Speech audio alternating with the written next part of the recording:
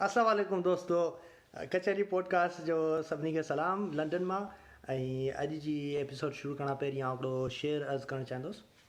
ऐं उहो शेर आहे टन टन टनाटन टन टन तारा चलती है क्या 9 से 12। बसि एतिरो ई शेर हो। ऐं हाणे इन लिटरेरी अचीवमेंट खां पोइ जेको सुभाणे एपिसोड खे अॻियां वधाईंदासीं। ऐं तव्हां सां गॾु आऊं आहियां ओकाश ठटे मां ठटे जे ॻोठु मीरपुर बठोरे मां। ऐं असां सां गॾु आहे राकेश गोठकी खां आहे। ऐं आसिफ़ लाड़काणे मां आहे। आसिफ़ जी लोकेशन ऐं वेलोसिटी मुंहिंजे ख़्याल में हिकिड़े टाइम ते असांखे ख़बर न आहे पवंदी। ऐं प्रिंसिपल आहे। ऐं इन खां पोइ हाणे असां अॼु पंहिंजी अॼु जे कचहरी जे टॉपिक ॾांहुं प्रोग्रेस कंदासीं। ऐं अॼु जो जेको टॉपिक आहे उहो हिकिड़ो लूज़ली डिफाइंड टॉपिक आहे। उनखे नालो ॾियूं था सुपरस्टिशन जो, माना वहम। ऐं इन ते पोइ ॾिसूं था डिस्कशन केॾांहुं थी वञे। ऐं अॼु माना इनखे स्टार्ट करण लाइ बूस्टअप करण लाइ आउं हिकिड़ो पंहिंजो वाक़ियो पर्सनल फर्स्ट हैंड मुंहिंजो वाक़ियो आहे उहो आउं ॿुधाईंदुसि। त आउं कराची में हुउसि ऐं असांजी माना मूंसां गॾु हमराह हो जंहिं गाॾी पिया हलाई ड्राइवर आहे, उहो असांजी हेल्प कंदो आहे। कॾहिं कॾहिं असां हलाईंदा आहियूं, कॾहिं कॾहिं वरी खोट हूंदी आहे पोइ ही हेल्प्स अस आउट। ऐं उहो जेको हमराह आहे उहो पंहिंजे माना 50s में हूंदो। ऐं उन मूंखे माना हिकिड़े मैटर ऑफ फैक्ट तरीक़े सां ॿुधायो पिए। मूंखे चई त बाबा मुंहिंजे पुट खे किडनी में वरी खां पथरी थी पई आहे। त मूं चयो त अच्छा पोइ लास्ट टाइम कीअं थियो? चई लास्ट टाइम जेको सो थी हुई त उहो मूं हिकिड़ो हमराह हो जेको माना फीणा वीणा कंदो, उनखां मूं उहा नई पथरी रिमूव कराए छॾी हुई। त हाणे उहा साॻी पथरी वरी खां थी वई आहे। त मूं चयो उहो भला कीअं थियो रिमूव? त हुन बिल्कुलु हिकिड़े माना हुनखे खिल कोन पई, माना खिल परे जी ॻाल्हि। हीअ एक्चुअली हुनखे जीअं माण्हू ग्रेविटी डिफाइन करे तीअं हुन मूंखे माना एज़ अ फैक्ट करे इहो ॿुधायो। त उहा असां हिकिड़े हमराह वटि वियासीं। ऐं पंहिंजे पुट खे वठी वियुसि। ऐं उन हमराह असांखे चयो त बाबा जेका क्लियर हिकिड़ी थैली हुजे जंहिंमें तेल हुजे उहा खणी अचिजो ऐं आउं अमल कंदुसि ऐं हिन जी पथरियूं रिमूव थी वेंदियूं। ऐं हुन अमल कयो ऐं वाक़ई में हुन जी पथरियूं रिमूव थी करे उहा जेका तेल वारी थैली हुई तंहिंजे अंदरि उहो फ्लोट पे कयूं हुन ॿई जेके पथरियूं हुयूं। चई उनखां पोइ जेको सो मूंखे बिल्कुलु माना कंफर्म आहे त मुंहिंजे पुट जी पथरियूं ईअं निकिरी चुकियूं हुयूं। उहे पथरियूं असां उछलाए छॾियूं, पर हाणे वरी खां थी वियूं आहिनि ऐं सेम नंबर ऑफ स्टोन्स जेतिरी फैलियूं हुयूं। त माना इहो पथरियूं सेम हुयूं। ऐं हाणे जेको सो दे जस्ट रीअपियर्ड। ऐं हाणे जेको सो हू हुनखे वरी मसइलो थी पियो। हाणे इन सिचुएशन में माना हुनखे काउंटर करणु मूंखे हिकिड़ो तमामु ग़लति लॻो। ठीकु आहे न, हिकिड़ो एज जो डिफरेंस हो। ऐं मथां हुन जंहिं माना फैक्ट ऐं जंहिं कॉन्फिडेंस सां उहा ॻाल्हि कई मूंखे ईअं लॻो अगरि हुनखे इहो चवंदुसि इहो ग़लति आहे, या त हू विड़ी पवंदो ऐं या हू जेको सो एंग्री थी वेंदो, जज़्बाती थी वेंदो ऐं take it out in different way. ऐं मूंखे हिकिड़ी अहिड़ी फीलिंग आई त इहे जेका बिलीव्स आहिनि उहे एतिरा स्ट्रांग आहिनि, एतिरा माण्हुनि ते डिपेंडेंट थो वञनि। अगरि इन्हनि बिलीव्स खे माण्हुनि खां अलॻि करे त उहो माण्हू his world view will collapse ऐं he will be willing to fight.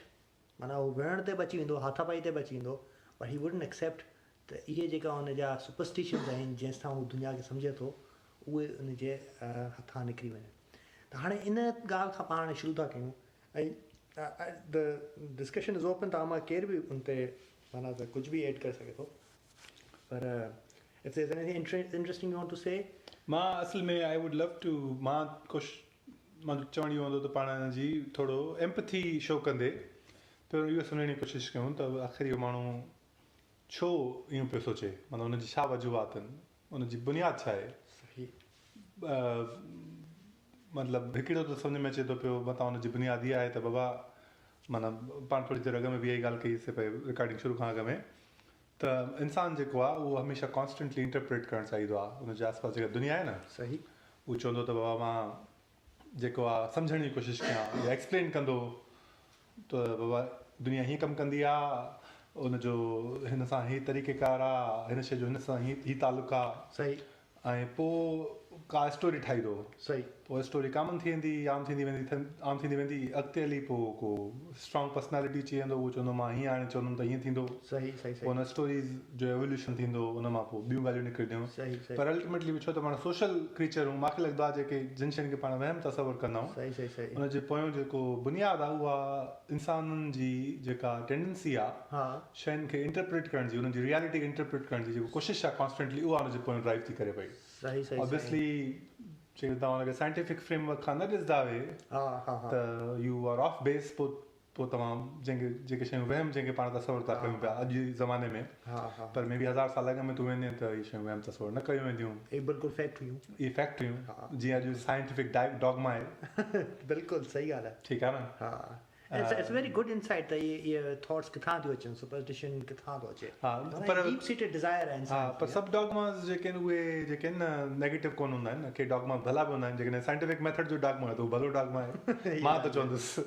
त चङो डॉगमा आहे साइंटिफिक मेथड खे इस्तेमालु करण जो सही आसिफ छा ख़्यालु आहे any thoughts न मां हिन सां बिल्कुलु अग्री थो कयां त वाकई आई थिंक हिकिड़ो त हा बिल्कुलु इहा सही आहे त उनखे नैरेटिव जी ज़रूरत आहे इंसान खे सम्झण जी ज़रूरत आहे हर शइ जेका आहे उनखे सम्झणु चाहे थो बेसिकली त ॿार इहो इनजो रैशनल चाहे उनखे हिकिड़ी स्टोरी ॾियणु थो चाहे बेसिक असल में रियलिटी जेका आहे इंसान जी जेका ज़िंदगी आहे जेके उन में हैपनिंग्स थियनि थियूं पियूं उन शायदि उनजो पूरो मीनिंग छा आहे उन पूरो टोटलिटी में नैरेटिव छा आहे उनजी स्टोरी छा आहे उनजो सफरिंग मिसाल तौरु आहे त उनजो मतिलबु छा आहे उन पोयां छा आहे उनखे सम्झण जी ज़रूरत आहे उन चकर में इंसान जेको आहे सो मुख़्तलिफ़ क़िस्म जा फ्रेमवर्क्स यूज़ करे थो साइंटिफिक फ्रेमवर्क आहे रिलीजियस फ्रेमवर्क आहे पुराणे ज़माने में मैजिक या सुपरस्टिशियस फ्रेमवर्क आहे उहो हिकिड़ो एंगल इहो आहे न त असां ॻाल्हाए सघूं था ॿियो एंगल जेको असां ॻाल्हि पई कई पहिरियां त उहो आहे त नेचुरल फोर्सिस खे इंसान जेको आहे सो कंट्रोल करण जी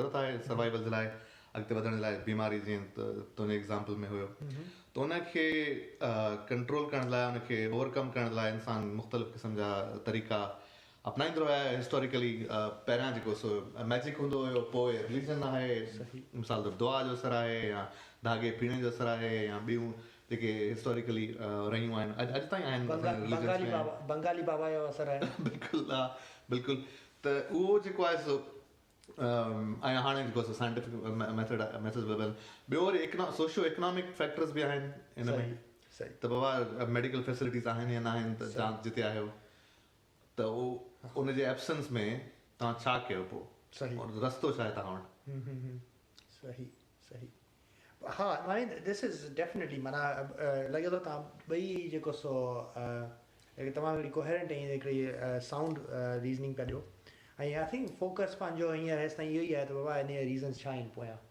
पर आउं पर्सनली इन जो इम्पैक्ट में बि इंट्रस्टेड आहियां त हाउ स्ट्रॉन्ग फोर्स सुपरस्टिशन इज़ माना हीअ केतिरो ताक़तवर शइ आहे ऐं ॿियो इन जो इहो आहे त इनखे अगरि माण्हू ख़तमु करणु चाहे त पोइ उन जा कहिड़ा तरीक़ा आहिनि इहे ॿ अलॻि ॿिया बि एस्पेक्ट आहिनि उन्हनि ते बि आउं उन्हनि में बि इंट्रस्टेड आहियां त तुंहिंजो छा ख़्यालु आहे मतिलबु ख़तमु करणु खपे पहिरियों त सुवाल मां तोखां इहो पुछां पाण छो ख़तमु कयूं सुपरस्टिशन खे सुपरस्टिशन ऐं ख़तमु माना हाणे इन में दिस इज़ हिकिड़ो आइडियल खे अगरि माण्हू हिकिड़ो एक्सट्रीम आइडियल खणे थो बाबा हिकिड़ो अहिड़ो माण्हू खणे जेको बग़ैर लॉजिक बग़ैर रीज़निंग जे कुझु बि कोन्ह कंदो त that person wouldn't be able to survive ठीकु आहे we need some leaps of faith ठीकु आहे हाणे इवन असां कंप्यूटर यूज़ था कयूं जेसि ताईं अगरि मूंखे आउं चवां जेसि ताईं सम्झ में कोन ईंदो आउं बिलीव ई कोन्ह कंदुसि त हिकिड़ो दफ़ो आउं ए टाइप कंदुसि त उहो स्क्रीन ते ए ई ॾेखारींदो ठीकु आहे न ऐं आउं कंहिं बि इन शइ खे पंहिंजे प्लान में कोन आणींदुसि I wouldn't be able to survive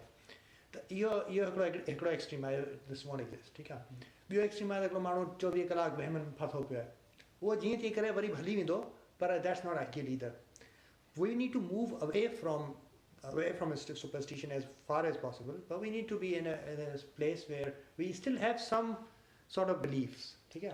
पर छो everyone मामू उही समझण चाहियां तो तुंहिंजो छा ख्याल मतलब सर्वाइवल जो तुंहिंजो ख्याल आहे त जापो न थींदो जेकॾहिं सुपरस्टिशन में आंदी त जापो न थींदो टोटली अगरि माना आइडियली माण्हू स्टेट खणे जंहिंमें सुपरस्टिशन एग्जिस्ट ई नथो करे त पोइ सर्वाइव कोन करे सघंदासीं पर अगरि इहा ॻाल्हि क्लियर थी वई आहे त पोइ आउं हींअर इहो चवणु चाहींदुसि बाबा असांजो जेको सुपरस्टिशन आहे इट होल्ड्स अस बैक ठीकु आहे न इहो असांखे रोके थो ऐं हिकिड़ो माना मिसाल असां पहिरीं डिस्कस कयो पिए उहो थोरो हिकिड़ो लॉन्ग विंडेड आहे, थोरो डिघो आहे, पर आई थिंक इट्स रेलेवेंट.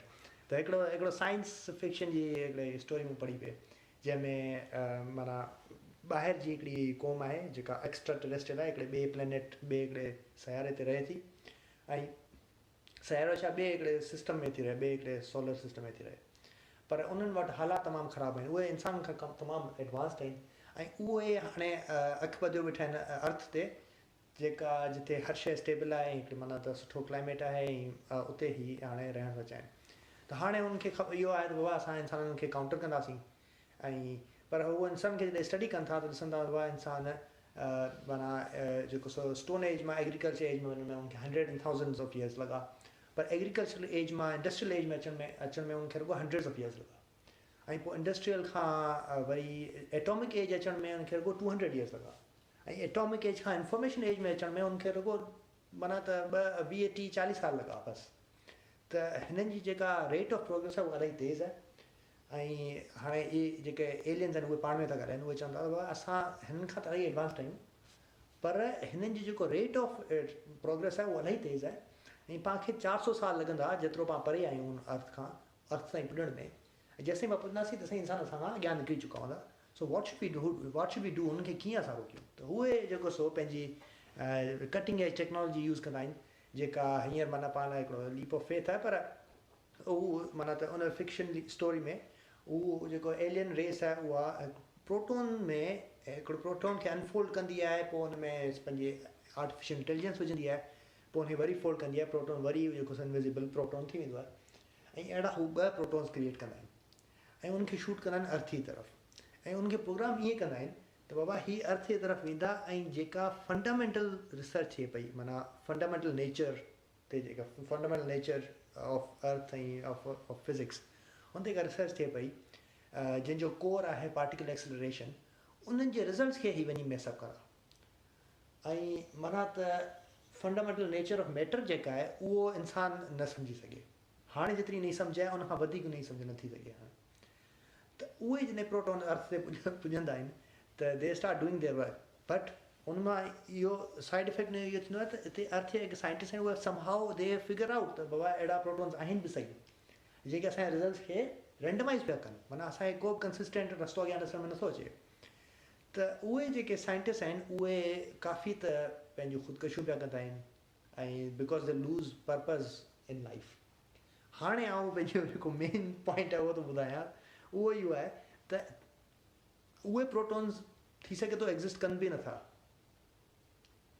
पर बिकॉज़ माण्हुनि जे ज़हन में, उन्हनि साइंसदाननि जे ज़हन में इहा ॻाल्हि माना वेही रही, माना हिकिड़े जीअं सुपरस्टिशन माण्हुनि जे ज़हन में वेही रहे, तीअं इहा ॻाल्हि वेही रही त बाबा जेके बि असांजा रिज़ल्ट्स आहिनि उहे थी सघे थो त हिन में हराम पई हुजे, थी सघे थो इहे जेको जेन्युइन रिज़ल्ट्स न हुजनि. इहो जेको वहम उन जे ज़हन में वेही रहियो, उनखां पोइ दे फेल्ट यूज़लेस त बाबा का बि अॻियां रिसर्च कई वञे. त वहम एॾी हिकिड़ी स्ट्रॉन्ग शइ आहे जेका तव्हांखे इन हद ताईं रोके सघे थी, जो उनखां तव्हांजी सोच एॾी लिमिट थी वेंदी, एॾी स्ट्रॉन्गली लिमिट थी वेंदी त तव्हां वधीक अॻियां सोचींदा कोन, ऐं जंहिं डायरेक्शन तव्हां सोचणु चाहियो था उन मां भले तव्हांखे केतिरा वॾा फ़ाइदा मिलनि, केतिरियूं वॾियूं डिस्कवरीज़ थियनि, पर तव्हां उन डायरेक्शन में सोचींदा ई कोन, छो जो तव्हांजो वहम तव्हांखे उन डायरेक्शन तव्हांजो ब्लॉक करे छॾियो आहे थिंकिंग जो. चलो मञियोसीं वहम ख़राबु आहे, ॾाढो गंदो, पोइ ख़तमु कीअं कजे? What is your proposal? छा मतिलबु तुंहिंजो ख़्यालु आहे? असुल मन ते छा आउं इहो डॉज कंदोसि ऐं हल पासे कंदासीं. तुंहिंजो छा ख़्यालु आहे त इहे में न उन खां पहिरियों ख़तमु कजे, पर आई थिंक हिकिड़ी शइ मां एड कयां तुंहिंजे एग्ज़ाम्पल खां ॿुधण खां पोइ, त तो चयो त साइंटिफिक वहम जा 2 क़िस्म आहिनि. हिकिड़ो वहम आहे, ॿियो फेथ आहे, ठीकु आहे, ॿियो यकीन आहे. हिकिड़ो जेको तो ॻाल्हि कई त बाबा हिकिड़ो वहम थी वियो साइंटिस्ट खे त बाबा असांजा जेके एक्सपेरिमेंट्स आहिनि उहे कंप्लीटली डिसअप थी चुका आहिनि प्रोटॉन जे करे, एलियन प्रोटॉन जे करे, and so on so fourth. त उहा उन्हनि खे सम्झ में न आयो, हिकिड़ी अनसर्टेनिटी क्रिएट थी वई, उनखे ॻाल्हि सम्झ में न आई त स्टोरी छा आहे, नैरेटिव छा आहे, असां छा फॉलो कयूं, ऐं उन ख़ुदकशियूं करणु शुरू कयूं. ठीकु आहे, तुंहिंजे साइ-फाइ स्टोरी में. पर हिकिड़ो ॿियो फ्लिप साइड जेको हुयो, तो एग्ज़ाम्पल पहिरियां ॿुधायो, रियल लाइफ एग्ज़ाम्पल सिंध मां, त उन में इहो हुयो त बाबा उहो त उनखे हो थो ॾे, यकीन थो ॾे, उनजी ज़िंदगी में हिकिड़ो नैरेटिव थो पैदा करे, उन ज़िंदगी में हिकिड़ो हो थो हिकिड़ो कंसिस्टेंट हाइपोथेसिस थो ॾिए ग़लति या सही कूड़ो या सचो पर हुनखे हिकिड़ो इत्मिनान थो ॾिए सुकून थो ॾिए सेटिस्फेक्शन थो ॾिए हुनजे करे उहो वञी सुकून सां सुम्ही सघे थो त बाबा हुन अहिड़ो माण्हू जेको सिंध जे जेके आहिनि धागे फिणो आहे या वाहिमात आहिनि या पीर फ़क़ीर आहिनि या दुआऊं आहिनि हे हो हुन में जेको बिलीव करे थो माण्हू उहो बेसिकली सुकून जे लाइ थो करे उन खां पोइ हुनजी लाइफ मां जेके सिग्निफिकेंट अनसर्टेनिटीज़ आहिनि जेके मॉडर्न माण्हू फेस थो करे उहे रिमूव थी वञनि उहो हिकिड़ो यूटिलिटी आहे हुन लाइ हुन हिकिड़ो एवोल्यूशनरी बेनिफिट आहे इन जो फ्लिप साइड में ॿियो जेको वहम आहे उहो नेगेटिव वहम आहे हुनखे असां हाणे डिटेल में एक्सप्लोर करणु शुरू कंदासीं त काफ़ी लंबी डिस्कशन थी वेंदी पर ख़तमु कीअं करे ख़तमु करण जो इहो आहे त basics we need to go back to the basics of why it is coming in the first place so it goes back to the first question त बाबा आहे छो सही त रूट कॉज़ माण्हू सम्झंदो सही त पोइ हुनखे एड्रेस जेसिताईं रूट कॉज़ एड्रेस न थींदा तेसिताईं तव्हां हुनखे कंप्लीटली एलिमिनेट नथा करे सघो ऐं हिस्ट्री में कहिड़ा एग्ज़ाम्पल्स असांखे मिलनि था भला जंहिंमें माण्हू वहम खां परे थिया आहिनि सुपरस्टिशन खां परे थिया आहिनि Superstition, I mean, maybe it's the case of, I don't know, I mean, Rakesh, what do you want to say, but your terminology of difference behind when you say superstition, do you mean belief system, or do you mean faith, or do you mean just negative? I mean, superstition can be anything, right? That's very right. broad term. That's right. हल ठीकु आहे अगरि पाण खे सभिनी शयुनि खे superstition जी bucket में विझूं त सभिनी खां सिग्निफिकेंट ड्रॉप जेको सुपरस्टिशन में आयो आहे ठीकु आहे उहो कीअं how has that come about I mean, तूं अॻे अगरि ॾिना पिया न मिसाल त बाबा हिकिड़ो चाइना जो कल्चरल रेवोल्यूशन थियो हा या हुन खां अॻु में इनलाइटनमेंट थी यूरोप में सही हुन में ड्रॉप आया सुपरस्टिशन जा इनलाइटनमेंट मुंहिंजे ख्याल में साइंटिफिक मेथड जे करे थी सही you ask me it was a lot about scientific method then anything else बिल्कुलु हा हा ठीकु आहे न त जीअं इंसान जेको आहे सम्झणु शुरू कयो हुनखे अल्टरनेटिव फ्रेमवर्क मिली वियो शयुनि खे एक्सप्लेन करण जो इंटरप्रेट करण जो नई कहाणी मिली वियसि सही पर इंट्रस्टिंग ॻाल्हि साइंटिफिक फ्रेमवर्क जी आहे त उहो उनखे तव्हां उन में बुनियादी उनजी आहे त जेका बि थ्योरी आहे न उहा ग़लति साबित थी सघे थी सही जेका आम सुपरस्टिशन आहे न उन स्टोरी में इहो त हे स्टोरी आहे ऐं इहा सही आहे साइंटिफिक फ्रेमवर्क साइंटिफिक मेथड जी शुरूआत ई हिन सां थिए थी त काई बि थ्योरी ट्रूथ न आहे उहा हिकिड़ी थ्योरी आहे ऐं तव्हां हुनखे इम्पेरिकली प्रूव कंदो या फॉल्सिफाई कंदो माना थ्योरी आहे उहा जेका फॉल्सिफाई थी सघे सही माना कोई एक्सपेरिमेंट करे तव्हां हुनखे फॉल्सिफाई करे सघो सही त इन फ्रेमवर्क जी सभिनी खां वॾी ख़ासियत इहा आहे त जॾहिं तव्हां पंहिंजो जेको सोचण जो तरीक़ो इन ते आणो था न पोइ तव्हां परे था थी वञो वन यूनिट माना सिंगल पॉइंट बिलीव्स खां छो त तव्हांखे हिकिड़ो फ्रेमवर्क थो मिली वञे डिफरेंट बिलीव्स खे एनालाइज़ करण जो सही आहे सम्झो था ॻाल्हि खे इट्स ऑलमोस्ट अ मेटा इहो हिकिड़ो वॾो लीप आहे ह्यूमन हिस्ट्री जो एग्ज़ैक्टली ठीकु आहे न त हाणे तुंहिंजी ॻाल्हि जेकॾहिं पाण अॻे सिंध जे कॉन्टेक्स्ट में वञूं या कंहिं अहिड़े कॉन्टेक्स्ट में वञूं जिते सुपरस्टिशन वधीक आहे सही आहे हुनजे घटि करण जो बुनियादी तरीक़ो तालीम आहे आई मीन सही आहे I mean it's not a fancy solution सही आहे पर बुनियादी जेकॾहिं साइंस जी ख़बर हूंदसि त न वेंदो वाम ॾे सिधी सी ॻाल्हि आहे मुंहिंजे ख्याल में I mean there isn't much more to this than really this science पढ़ायो प्लस न करो सुपरस्टिशन या बस सोशो इकोनॉमिक डेवलपमेंट जो बि वॾो फ़र्क़ु पए थो हा माना असां सिंध में ई माण्हू आहिनि काफ़ी सारा माण्हू आहिनि असांजा जेके वॾेरा आहिनि या पैसे वारा माण्हू आहिनि उहे बि के ख़ासि वॾा एजुकेटेड न आहिनि उन्हनि खे बि का साइंस जी ख़बर न आहे पर उन्हनि खे जॾहिं किडनीज़ में प्रॉब्लम थिए थो त उहो कंहिं पीर वटि नथा वञनि उहो डायरेक्टली अचनि था लंडन फ्लाइट बुक करे अचनि था हितां जेके क्वीन मैरी हॉस्पिटल में अची करे पंहिंजो इलाजु कराइनि था त इहो बि त आहे न हाणे उहो none of them are highly educated. I mean, all of them are full of religious beliefs and dogmas, and they are as far from science as you can ever imagine. पर पोइ बि उहो जेके practically steps खणनि था न उहे scientific था करणु basically. They are scientists by practice when it comes to their survival. हा पर मनी जी पंहिंजी साइंस आहे न Exactly. There is a science to money. If you have money, पोइ तव्हां लिंक था थी वञो अॼु जो जेको मॉडर्न सिस्टम आहे हुन सां पोइ तव्हां you are somehow tied to the empirical conversation of somehow. The markets are really empirical concepts. So if you're part of that system, ॿी ॻाल्हि इहा आहे त पाण individuals खे ईअं न सम्झूं त they are one thing or the other thing. सही ॻाल्हि त वहमी आहे वहमी न आहे. That's not how people are. People are complex. माण्हू जेके आहिनि न उन जा मुख़्तलिफ़ रुख़ हूंदा आहिनि. माना मां चलो ठीकु आहे साइंस पियो ॻाल्हायां पर मुंहिंजा बि के न के वहम हूंदा.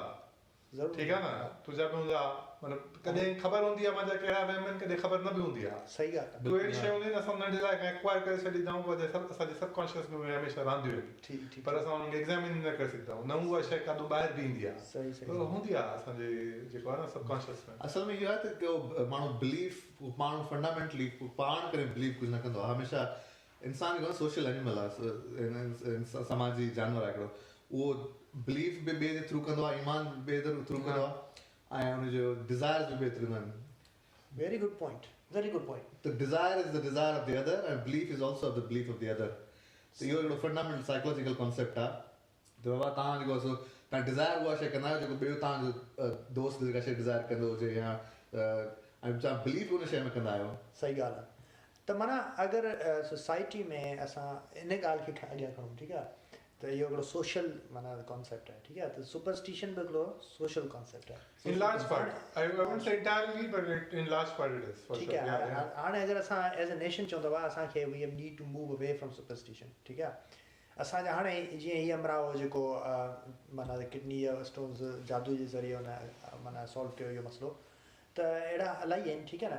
ऐं इहे माण्हू वञी करे वोट बि कंदा ठीकु आहे. इहे माण्हू असांजो फ्यूचर डिटरमिन कंदा पंहिंजे ॿारनि जी फ्यूचर डिटरमिन. असां अगरि चयूं था एज़ अ नेशन असां हिन शइ खां ॿाहिरि निकिरूं ठीकु आहे हिकिड़ो मोर रिलेटिवली वधीक रीज़न बेस्ड असांजो डिस्कशन कयूं त it has to be social change. इहा इंडिविजुअली हिकिड़ो माण्हू जी चेंज कोन्हे इहा सोसाइटी जी चेंज आहे. Is it fair to say that to move away from superstition is a social change and not a personal change? I would agree 100%. Yes. आहे बिल्कुलु पर तुंहिंजी ॻाल्हि मां क्रिटिसाइज़ नथो कयां पियो पर थोरो इलिटिज़म बिटरे थो थिए पियो. सम्झो ॻाल्हि खे समहाउ जंहिंजो वहम पथरनि वारो आहे न उहो किडनी या पथर आहिनि जेके जेको तोसां माण्हू मिलियो समहाउ तोखे ईअं थो लॻे त उनजो जेको वहम आहे उहो it's somehow worse than some other superstition that you might have. तोखे लॻे थो. That's right. समझो न ॻाल्हि. ना उनखे लिकाइण में नथो चाहियां. This is a true right. But how do we judge who gets to win? One thing clarify very quickly. ऐं ईअं नथो चवां त मुंहिंजा ॿिया वहम हुनजे हिन वहम खां सुपिरियर आहिनि सॉरी. ऐं इहो चवां थो त इन पर्टिकुलर मामले में मुंहिंजी थिंकिंग या मुंहिंजो अगरि इनखे चवां त मुंहिंजो बिलीफ त बाबा मेडिसिन में मुंहिंजो बिलीफ आहे उहो सुपीरियर आहे हिन जे बिलीफ खां जेको जादू में आहे. That's one thing I want. Elitism आहे त इन हिकिड़े वन पॉइंट ते ईअं कोन्हे मुंहिंजो ॿियो को सुपरस्टिशन हिन सुपरस्टिशन मथे आहे. I mean, in that time, elitism, I'm not sure I would categorize that as elitism. I mean, उन माण्हू खे जज करण या माण्हू जी सोच खे जज करण हिकिड़ी ॻाल्हि आहे पर उन शइ खे जज करण लाइ इहा सोसाइटी में न हुजणु खपे उन डिज़ायर करणु.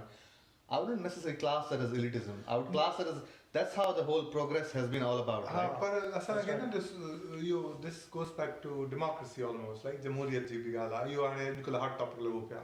त हल जेको हाणे राइट विंग मूवमेंट हली पई आहे सॼी दुनिया में जिते किथे वोट आणे करे माण्हू पॉपुलरली वञी करे जेको आहे उन्हनि खे वञी करे साईं खणी था अचनि डेमोक्रेट्स खे. ठीकु आहे न. डेमोक्रेसी नई शइ त न आहे. डेमोक्रेसी खे बि 300 साल थी विया आहिनि. ठीकु आहे न. हा एग्ज़ैक्टली मतिलबु मॉडर्न डेमोक्रेसी जेके शुरू कयो जेफरसन खां शुरू थी न अमेरिका में. त मक़सदु चवण जो इहो त this is not old but it's माना इहो I don't know I am kind of losing track of my idea here the madhona nekte natho na chahe because I'm going to dig myself into a hole but I don't know ma chahe to har manu ke let them be. That's I guess that's what I'm trying to say. ठीक है जो वहम आए पर उन हक काम ने करण दे वो कहने के ने सिख दो न सिख दो हले में तो जान में बियो अची वेंदो पर इहो पई ट्रेन हलदी रूट कॉजेस के एलिमिनेट करण तो जरूरी है. वो तो चवंदो न तालीम आहे. I think this is तमाजो proposal तालीम आहे न ईंदड़ जनरेशन जे लाइ. Exactly. No, let them be वारी ॻाल्हि सही न छो the reason that's why I've quoted the example of democracy was who voted no ठीक है his voting decision will be influenced by his superstitions. ठीक है? And when your voting decision affects me, affects my children, my family. हाँ बस को तू करे ना ना सा कचहरी चहे ना बाबा तू गलत तू छो न कयो वो इंडिविजुअल तू तो बड़ी भरी आए पर वो इंडिविजुअल कन्फ्रंट तो कयो कोन न के बड़ी गाली तो करे उम्र में बदो चहे सा बाबा पोलाइटली चहे सा बड़ी करे न चहे सा पोलाइटली चहे चाचा यो तुझे गाल तो करे न मसलो आ ठीक है but that's not solution is bus solution छा है उन्हें कन्फ्रंट करने तो चोंदे ना बाबा दिस तू उन्हें सोक्रेटिक मेथड में रन थ्रू कराया उन्हें चो दिस तुझी लॉजिक कीअं फॉल्सिफाई थी उन्हें जेको हल इन्हें जेको इहो लाइन आहे न हुन सां रुॻो हुन सां वड़ी पा पर अल्टीमेटली इन जो हल न निकिरिया ही would have been more interest ठीकु आहे जीअं आसिफ ॻाल्हि कई सो सोशल थिंग आहे न इन जो हल जेको आहे न सो माना सोसाइटी लेवल ते थींदो इंडिविजुअल लेवल ते इन जो हल न आहे ऐं हिस्ट्री वरी I just want to clarify जेको पंहिंजी डिस्कशन हिन खां पहिरीं ऑफलाइन थी पए त हिस्ट्री में अगरि पाण एग्ज़ाम्पल खणूं इनलाइटनमेंट यूरोप में जॾहिं आई हुई that was a big departure from superstition. Okay? That was a move away from the superstition. Scientific method was the underpinning principle behind it. Okay? And the philosophy view was rooted हुई पर उनखे उनजी acceptance जेका आहे सा voluntary कोन हुई माण्हू विड़ी पिया हुआ उन लाइ फ्रांस में हिकु रेवोल्यूशन आयो रेन ऑफ टेरर माना त माण्हुनि जा लाशूं सिसियूं ऐं इहो इट लास्टेड हलंदो रहियो इहो उनमें अहिड़ा माण्हू हुआ जेके विढ़ण लाइ पंहिंजी जान ॾियण लाइ ॿियनि जी सिसियूं कपण लाइ तयारु हुआ इन जी एक्सेप्टेंस वॉलंटरी न हुई इहो एवोल्यूशनरी कोन हो ठीकु आहे उन खां पोइ 30 years वॉर बि थी ठीकु आहे त ठीकु आहे मां त ऑलरेडी ॻाल्हि करे चुको आहियां I just want to finish this point इहा सभु जेका आहे इट वाज माना इनखे एनर्जाइज़ कयो वियो हो ऐं देयर वाज एन एफर्ट त इन जी एक्सेप्टेंस अचे माण्हुनि में छो जो इहा सोशल लेवल चेंज आहे इहा पर्सनल चेंज न आहे इहा वॉलंटरीली माण्हू एक्सेप्ट कोन कई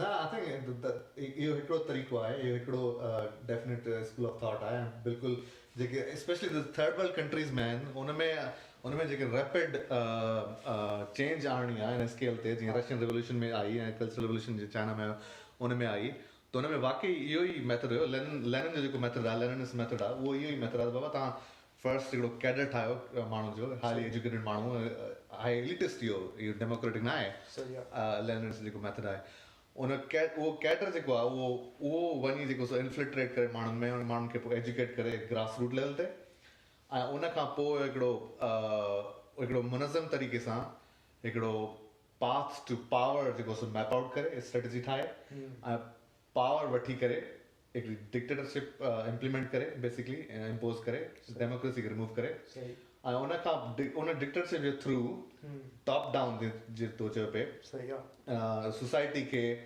फंडामेंटली ऐं रिवोल्यूशन लेवल ते वॾे स्केल ते चेंजिस आणे पोइ उन में काफ़ी सारा हुन जा ऑब्वियसली कोलेटरल डैमेज चओ या वायलेंस चओ ऐं जेको बि आहे उहो थींदो उहो आहे त इहो डेफिनेटली हिकिड़ो स्कूल ऑफ थॉट आहे पर obviously I am open to other ways of progressing as well. You can't just limit yourself to one thing. तुम ॻाल्हि करी पियो न उहा चेंज हमेशह कॉन्फ्रंटेशन सां ईंदी आहे अच्छा ठीकु आहे न पर it doesn't have to be a bloody confrontation सम्झी पई ॻाल्हि खे तूं अॼु वेंदे न जेकॾहिं ॻोठनि में किथे अॼुकल्ह सिंध में इहो हालत आहे त माण्हू पंहिंजी छोकिरियुनि खे नथा पढ़ाइनि अॼु ताईं सही ॻोठ तूं वेंदे खोड़ मिलंदा तोखे माण्हू सही आहे न हर कम्यूनिटी में मिलंदा अॼु ताईं नथा पढ़ाइनि पिया कॉन्फ्रंट करणु खपे न बाबा पढ़ायो गवर्नमेंट कोई बि माण्हू या सोसाइटी पंहिंजा पाण खे कन्फ्रंट करणु खपे न सही आहे ठीकु आहे न it doesn't have to be bloody I don't think so confrontation करणी आहे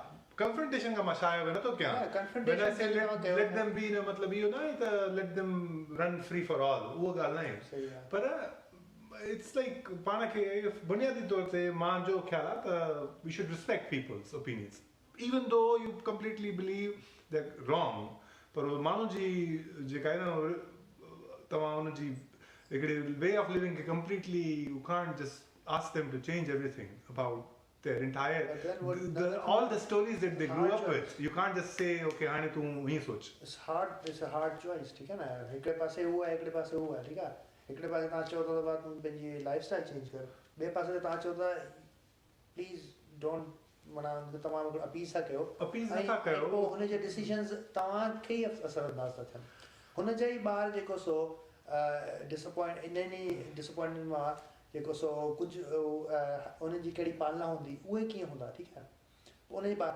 जेको सुपरस्टिशन त नंढी एज खां उहो त थियो आहे न सेट ठीकु आहे उहो त पेरेंट्स जे हथ में आहे त उहो त has to be a clean cut उन में त तव्हां उन में एवोल्यूशन जी ॻाल्हि ई कोन्हे तव्हां हुनखे 10-12 सालनि जे ॿार खे केतिरो बि साइंस पढ़ाईंदव हुनजे ज़हन में 10 सालनि में हुनजी पर्सनैलिटी लॉक थी वई हुन में सुपरस्टिशन वेही रहिया हाणे तव्हां कीअं लॉक कंदव